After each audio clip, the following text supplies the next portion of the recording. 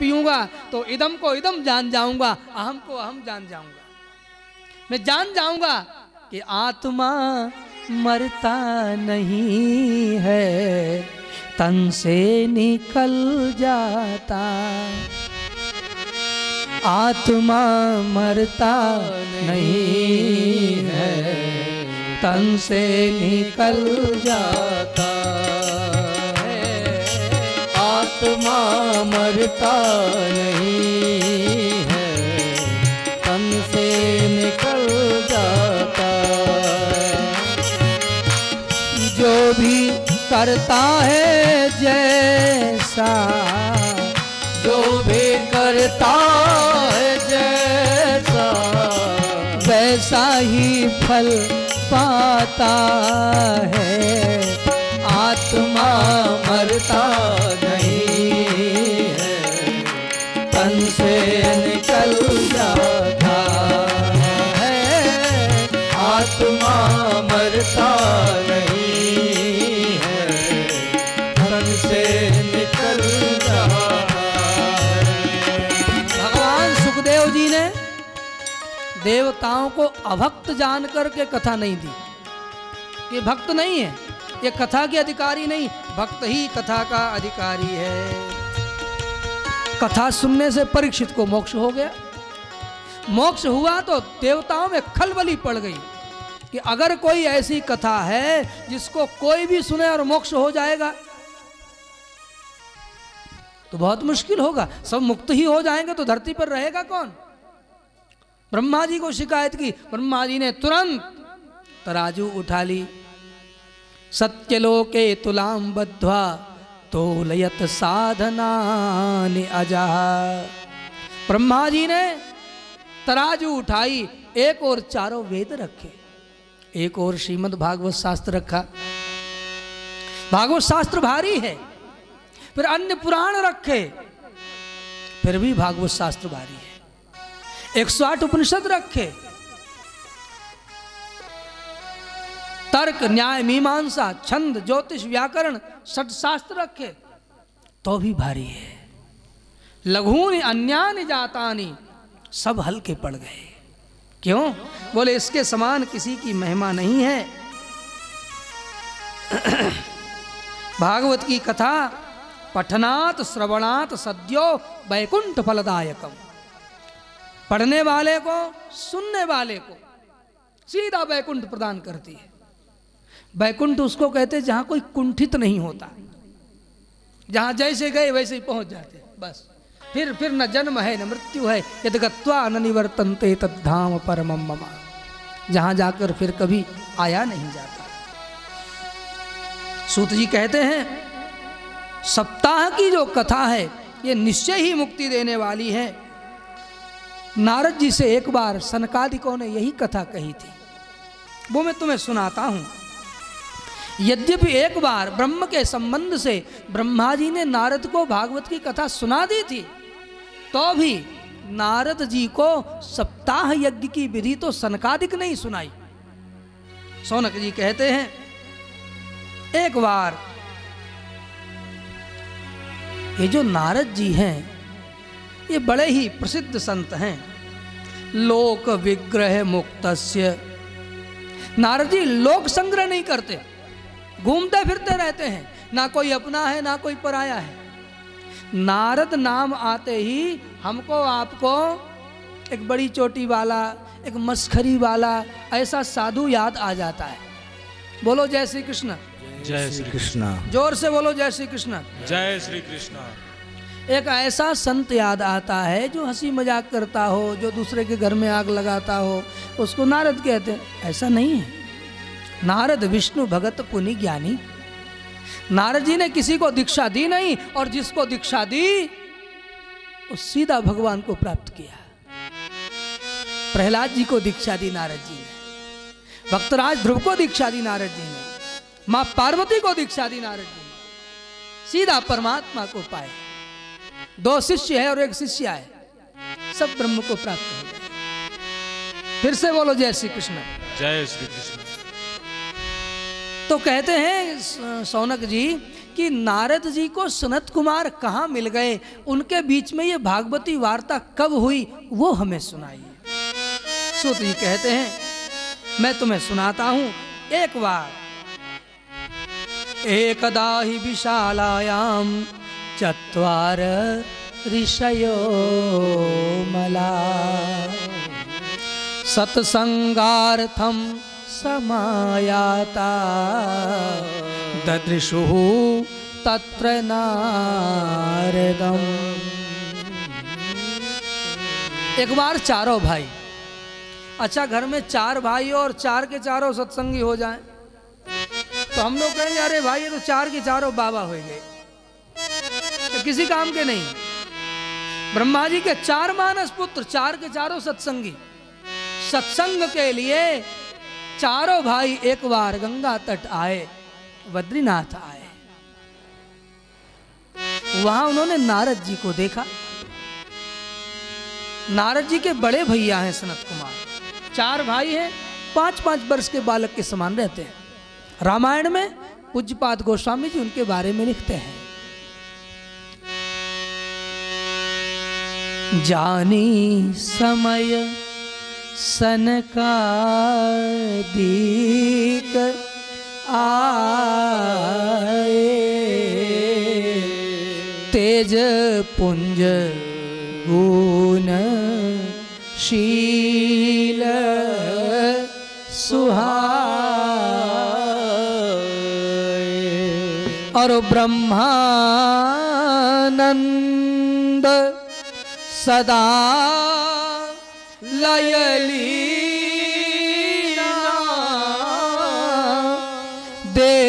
देखत बालक बहु कालीना। देखने में बालक हैं, बड़ी उम्र है, बड़े ज्ञान वृद्ध हैं। नारद जी ने प्रणाम किया है। सनत कुमारों ने कहा, अरे देवर्षि नारद जी, आपका चेहरा उतरा क्यों है? कथम ब्रह्मन दीन मुखा। अरे दुखी दुखी नजर आ रहे हो, क्या बात है? सब ठीक तो है नारद जी? आप ऐसे दिख रहे हैं जिसका कुछ धन गिर गया हो और व्यक्ति दुखी घूम रहा हो। क्या नुकसान हुआ, क्या दुख है?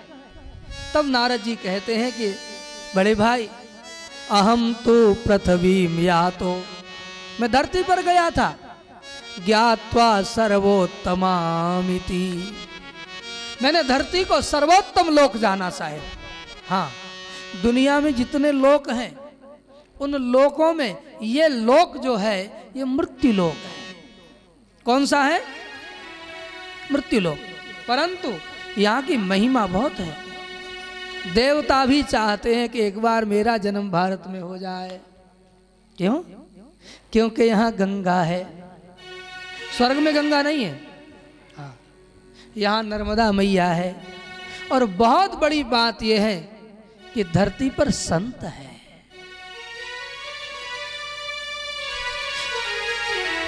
मेरे भाई बहन, बिल्कुल स्मरण करने जैसी बात है। पहले हम तीर्थों में जाते थे तो हम पूछते थे कि यहाँ दर्शनीय क्या क्या है। हाँ, दर्शनीय क्या है?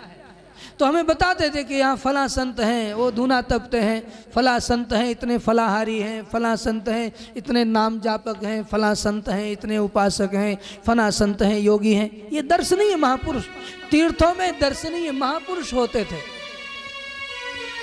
अब हमको गाइड कहाँ मिलता है? बोले जो गाड़ी चलाता है।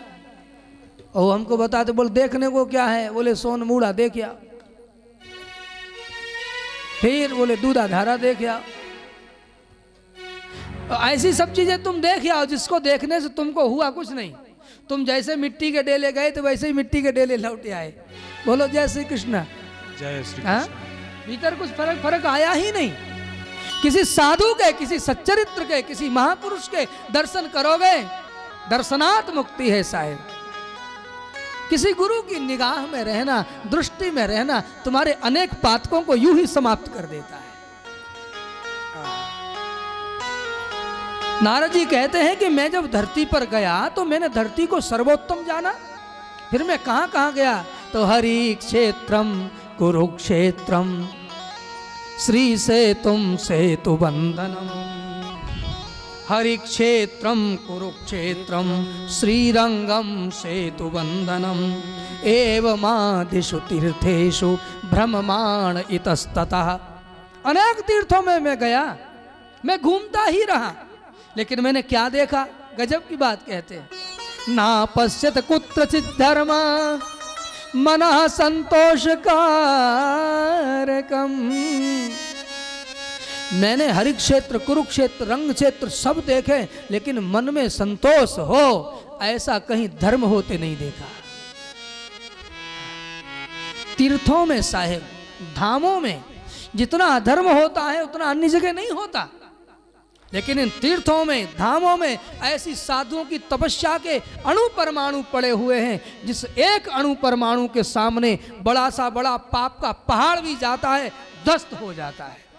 तीर्थ की तीर्थता नष्ट नहीं होती, धाम की धामता नष्ट नहीं होती, क्योंकि एक वो जो कृष्ण की चरण की रज पड़ी है, ब्रज की गोपी के रोने का आंसू की बूंद गिरी है, इसलिए ब्रज रज में अनेक पाप के पहाड़ जैसे होने पर भी वो सब समाप्त हो जाते हैं और कृष्ण की कीर्ति कम नहीं होती। ये महिमा है तीर्थों की, ये महिमा है संतों की। मेरे भाई बहन, नाम जब छोड़ते ही नहीं, माला छोड़ते ही नहीं है साहिब। यहां भी कुछ ऐसे ऐसे तपस्वी हैं, 3 करोड़ राम नाम का जप लेकर के बैठे। रात को 2 बजे वो बहन जपने बैठती थी, राम राम राम राम राम, 3 करोड़ जप करना। कथा सुनने आए ना साहब, सबके हाथ में माला हो। यदि तुम्हें परम माल को प्राप्त करना है, माला माल होकर जाना है, तो लोगों से बात न करें, खाएं पिएं फिर मौन रहें। कोशिश करें कि हम दोपहर तक मौन रहेंगे। मौन रहकर तुम रहकर तो देखो, प्रैक्टिकल तो करो। हाँ, एक आध दिन करके देखना कि 10 बजे तक मौन रहेंगे, 12 बजे तक मौन रहेंगे, एक दिन पूरा मौन रहेंगे, फिर आनंद देखो। तुमको लगेगा लोग कैसी कैसी बातें करते हैं। जिनके संग तुम भी वैसी बातें किया करते थे, तुम्हें फिर लगेगा कि नहीं नहीं नहीं नहीं, हम ही गलत थे, हम काहे को बोलते थे। खाना खाते में बातें, उठ के बैठ के चलने में बातें, बातें ही और बातें, बातन बातन उम्र बिताई, बस चलने की तैयारी हो जाती है, बातें ही खत्म नहीं होती। बोलो जय श्री कृष्ण। वो तो कथा ऐसी है, संतों की व्यवस्था ऐसी है कि तुम सुनते हो शांति से, नहीं तो तुम सुनते किसी की नहीं।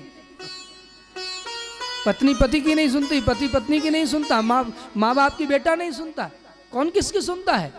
तो संतों ने कहा कि सत्संग में सब सुनना, यहाँ बोलना अपराध है। बोलो जय श्री कृष्ण। जय श्री कृष्ण। तो नारद जी कहते, मैंने तीर्थों में देखा, कलिना धर्म मित्रेण धरेयम बाधिता धुना। इस धरती को कलयुग ने ग्रसित कर लिया है साहिब, घेर रखा है, और तीर्थों पे कलयुग का ज्यादा असर है। सत्यम नास्ति तपः शौचम, न कहीं सत्य बचा है, न तपस्या बची है, न पवित्रता बची है। दया दानम न विद्यते, दया बची है, न दान बचा है। उदरम भरिणो जीवा बराका कूट भाषिणा। सब अपने अपने पेट भरने में लगे हैं। स्त्रियां बड़ी कटुभाषिणी हो गई हैं कलयुग में। आदर के साथ पति से बात नहीं करती, भिखारी को भी आदर से बात नहीं करती, साधु से भी आदर से बात नहीं करती। मैं देखता रहता हूं कि लोग कैसे हो गए। मैं सीढ़ी उतर रहा था, मेरे आगे आगे एक भाई चल रहा था, मुझे फटकार रहा था ऐसे। लोग हो क्या गए पता ही नहीं, भूल ही गए सब शिष्टाचार आचार। आचार प्रभवो धर्मा धर्मस्य प्रवृत्युता। तुम्हारा आचार ठीक होगा तो धर्म होगा, धर्म होगा तो प्रभु प्रकट होगा। हा? सब मिटता जा रहा है। नारद जी कहते हैं, मैंने देखा लोगों के भाग्य मंद हैं, बुद्धि भी मंद है। कभी कभी आदमी का भाग्य यदि मंद हो और बुद्धि तेज हो तो आदमी गति कर जाता है, और बुद्धि मंद हो और भाग्य तेज हो तो कभी कभी बहुत सारे नेता ऐसे हैं कि बुद्धि के तेज नहीं है लेकिन भाग्य के तेज हैं, तो ऊपर गद्दी पे पहुंच जाते हैं। बोलो जय श्री कृष्ण। जय श्री कृष्ण। लेकिन कलयुग में तो बुद्धि भी मंद और भाग्य भी मंद। पाखंड निरता संतो, साधु पाखंडी हो गए। विरक्ता सपरिग्रह, अपने को विरक्त कहने वाले परिग्रह करने लगे। लाओ लाओ लाओ लाओ लाओ। घरों में स्त्रियों की चलने लगी है, आप क्या नहीं चलती होगी? चलने लगी है। गृहिणी आदमी को कहे खड़े रहो, खड़ा रहता है। बैठ जाओ, बैठ जाता है। पत्नी आती कथा सुनने तो पति कुर्सी लगाता है, बैठिए बैठिए। तो तरुणी प्रभुतागे श्याल को बुद्धिदायका, कन्या विक्रयणो लोभात दंपति नाम च कलकनम। लोग सलाह के लिए सालों को बुलाने लगे। हमारे एक सेठ जी कह रहे थे कि आज मैं बहुत थोड़ा व्यस्त था। मैंने कहा क्यों? बोले व्यवस्था में परेशान था। मैंने कहा क्यों? बोले साले आने वाले। बोलो जय श्री कृष्ण। जय श्री कृष्ण। कन्या विक्रयणो लोभात दंपति नांच कलकनम। तो कथा कथा प्रैक्टिकल रोज हो जाती है, कोई ना कोई सुना जाता है अपनी बात। वो कथा में लिखा है, मैं करूं क्या? आहा, आश्रमों को यवनों ने घेर रखा है साहब। तीर्थों में यवनों का क्या काम? आश्रमा यवनैरुद्धा तीर्थानि सरितस्तथा। जितने बाजार हैं ना साहब, तीर्थों में ज्यादा बिक रहे हैं। सब नहाने के कपड़े बिल्कुल नदी के किनारे ही मिलते हैं।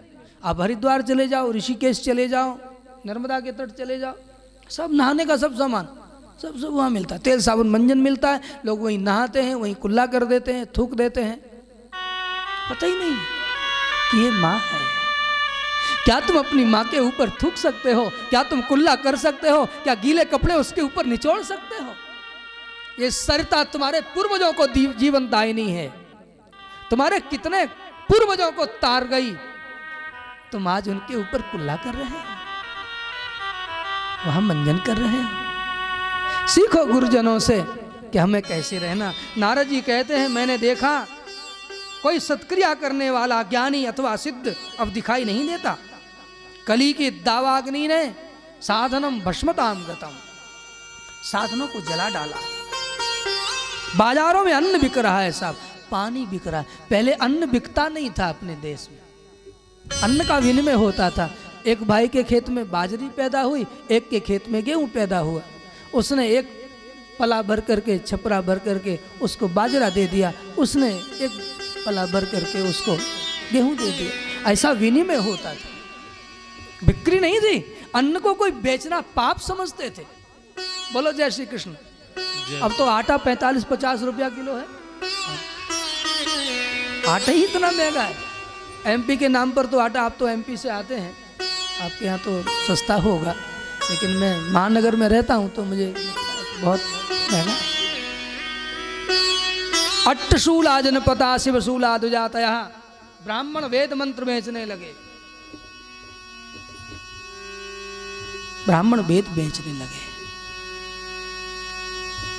बताते हैं पूजा का इतना पैसा लेंगे, इतना पैसा लेंगे। यजमान भी चालाक हो गया, पूरा विवाह करा ले और ब्राह्मण अयाचक हो, मांगे नहीं तो उसको देने में भी बहुत बोला अच्छा है, भोंदू मिल गया है, मांग ही नहीं रहा कहीं, तो इसको 501 दे करके प्रणाम कर लो, छोड़ देते। फिर दूसरे लोग जो आते हैं उनको तो नहीं दो तो फिर वो मधुर मधुर वाणी भी सुना देते हैं, और आप बड़े प्यार से निकाल करके मोटी गड्डी देते हैं, फिर भी गाली खाते हैं। बोलो जय श्री कृष्ण। लेकिन जिसने तुम्हें परिणय सूत्र में बांधा, जो तुम्हारी मंगल कामना करता है कि तुम्हारा बंधन टूटे ना, उसको तुम रात को 2 बजे छोड़ देते हो कुत्ते काटने के लिए कि जा पंडित अपने घर चाहे जैसे जा। बोलो जय श्री कृष्ण। जय श्री कृष्ण।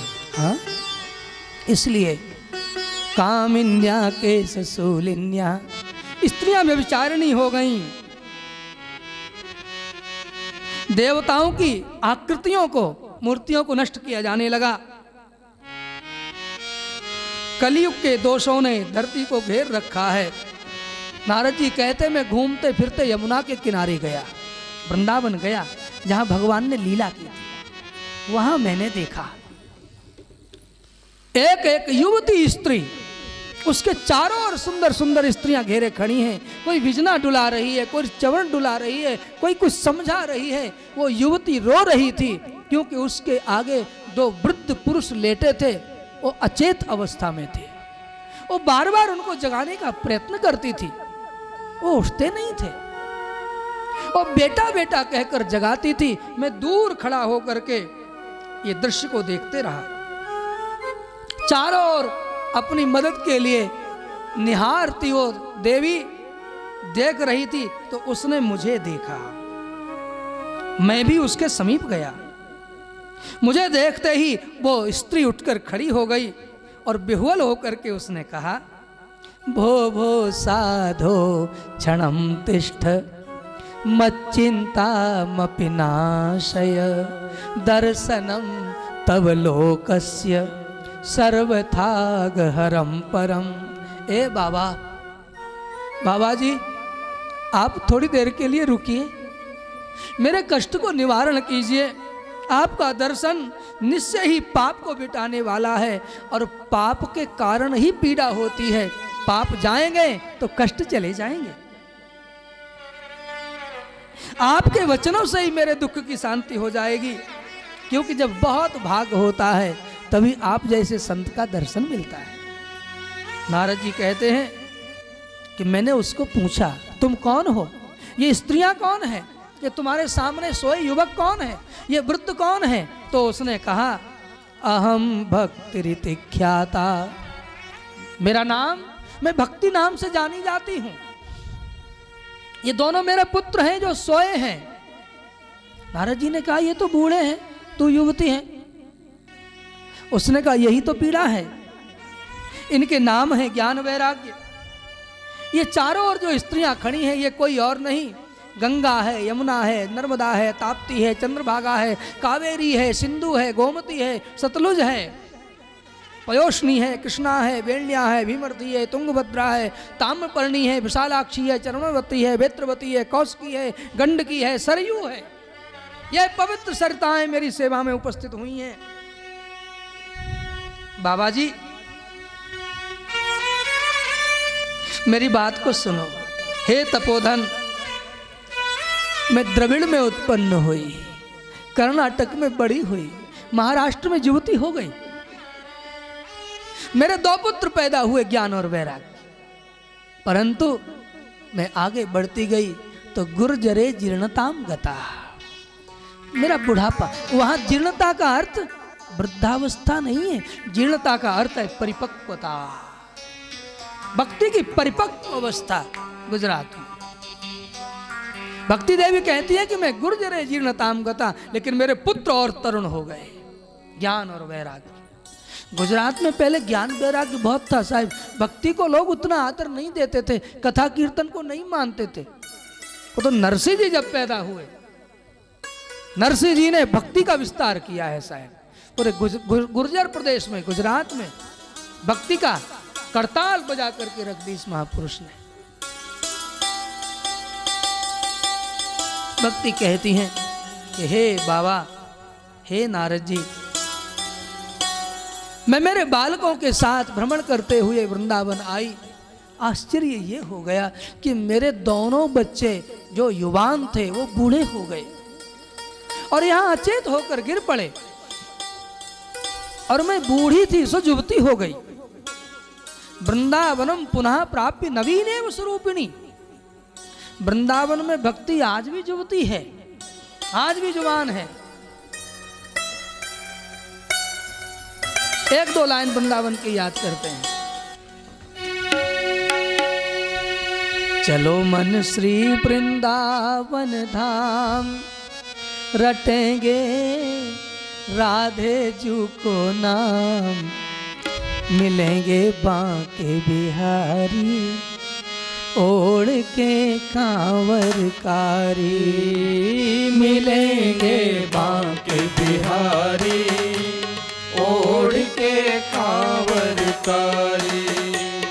चलो जी श्री वृंदावन धाम,